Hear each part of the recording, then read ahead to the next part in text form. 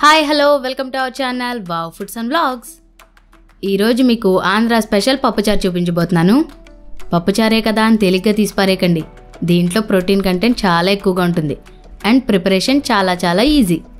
వేడి అన్నంలో అప్పుడే పెట్టిన పప్పుచారు పోసుకుని అలా దిట్టంగా నెయ్యి వేసుకుని దానికి తోడు పొటాటో ఫ్రై నంచుకు తింటే ఉంటుంది.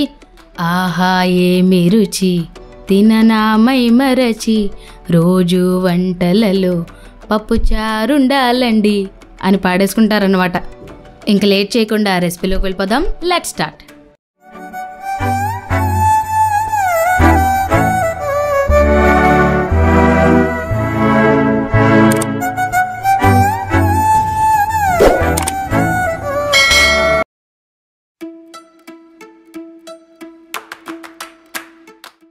ముందుగా స్టవ్ మీద బాండీ పెట్టి 3 to 4 స్పూన్స్ నూనె వేసి 1 స్పూన్ ఆవాలు, జీలకర్ర, కొద్దిగా మెంతులు వేసి వేయించాలి.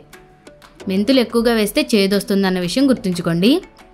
ఇవి ఇలా చిటపట్లాడుతుండగా 2 ఎండుమిర్చి వేసి వేగుతుండగా సన్నగా తరిగిన ఉల్లిపాయ ముక్కలు వేసి ఎర్రగా వేయించాలి.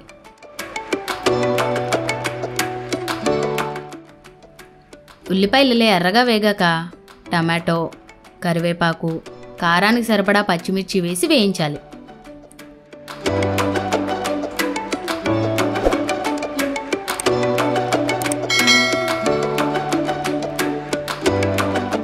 ఇప్పుడు చింతపండు రసం మరియు కొద్దిగా నీళ్లు, పులుపు రుచి బ్యాలెన్స్ చేయడానికి కొంచెం బెల్లం,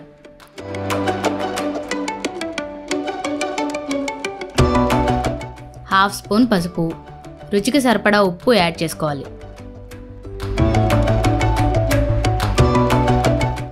ఇప్పుడు ముందుగా ఉడికించి పెట్టిన కందిపప్పుని యాడ్ చేసి మరిగించాలి. మీరు కందిపప్పుని కుక్కర్లో ఉడికిస్తే కప్పు కందిపప్పుకి 2 గ్లాసులు నీళ్లు పోసుకోండి. అదే డైరెక్ట్గా గిన్నెలో కనుక ఉడికించినట్లయితే గ్లాస్ పప్పుకి 3 గ్లాసులు నీళ్ళు యాడ్ చేసి పలుకు లేకుండా మెత్తగా ఉడికించుకోండి.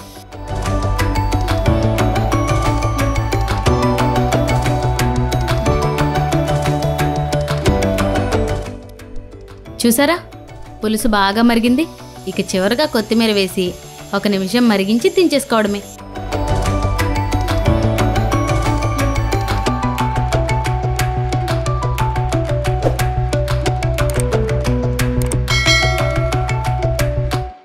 ఇలా మరిగిన పులుసుని వేడివేడి అన్నం మీద నెయ్యి వేసుకు తింటే ఉంటుంది.